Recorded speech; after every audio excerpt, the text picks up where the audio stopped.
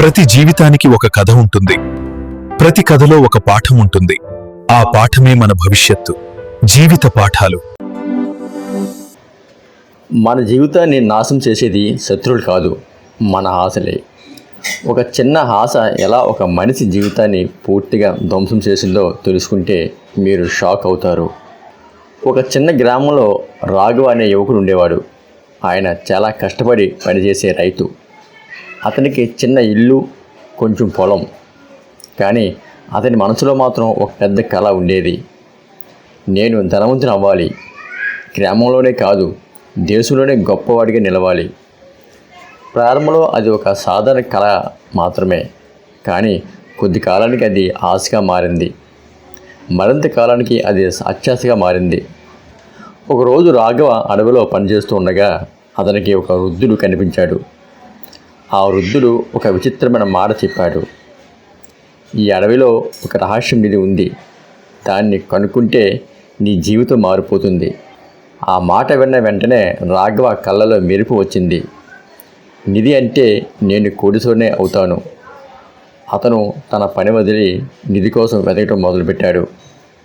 రోజులు గడిచాయి, వారాలు గడిచాయి, కానీ నిధి దొరకలేదు. కానీ ఆశ మాత్రం పెరుగుతూనే ఉంది. రాఘవ ఇప్పుడు తన ఇంటి గురించి, కుటుంబం గురించి ఆలోచించడం మానేశాడు. అతని మనసులో ఒకటే మాట, నిధి దొరికితే నేను రాజులా జీవిస్తాను.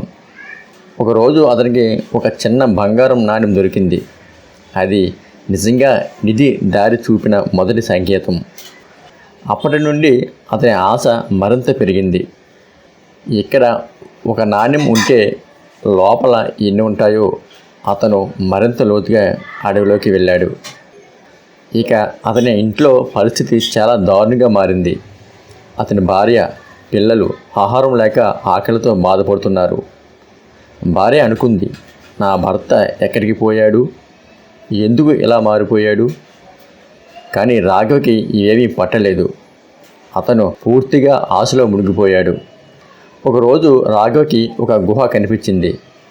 ఆ గుహలోకి వెళ్ళగానే అతను చాలా బంగారం ఆభరణాలు చూశాడు. అతని కళ్ళల్లో ఆనందం కాదు, పిచ్చి మెరుపు కనిపించింది. ఇదంతా నాదే, నాదే. అతను ఎంత తీసుకెళ్ళగలడో అంత తీసుకోవడం మొదలుపెట్టాడు. కానీ అతని గమనించని ఒక విషయం ఉంది. ఆ గుహలో ఒక ఉచ్చం ఉంది. రాఘవ బయటకు రావడానికి ప్రయత్నించినప్పుడు గుహ ద్వారం మూసుకుపోయింది. అతను గట్టిగా అరుస్తున్నాడు, నన్ను బయటకు వదిలేయండి, నాకు బంగారం అవసరం లేదు. కానీ ఆలస్యమైంది. అతను కూర్చుని ఆలోచించాడు, నేను ఏమి కోల్పోయాను? అతనికి గుర్తొచ్చింది తన భార్య, తన పిల్లలు, తన సంతోషం. అన్నీ అతను తన ఆశ కోసం వదిలేశాడు. అతను ఏడుస్తూ అన్నాడు, నాకు ధనం కాదు, నా కుటుంబం కావాలి.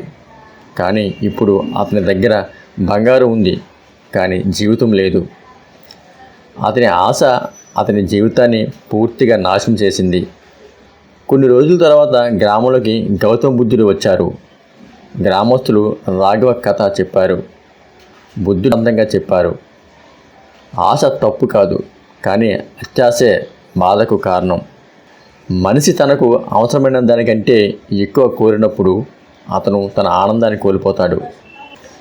ఈ కథ మనకు ఒక గొప్ప నిజం చెబుతుంది.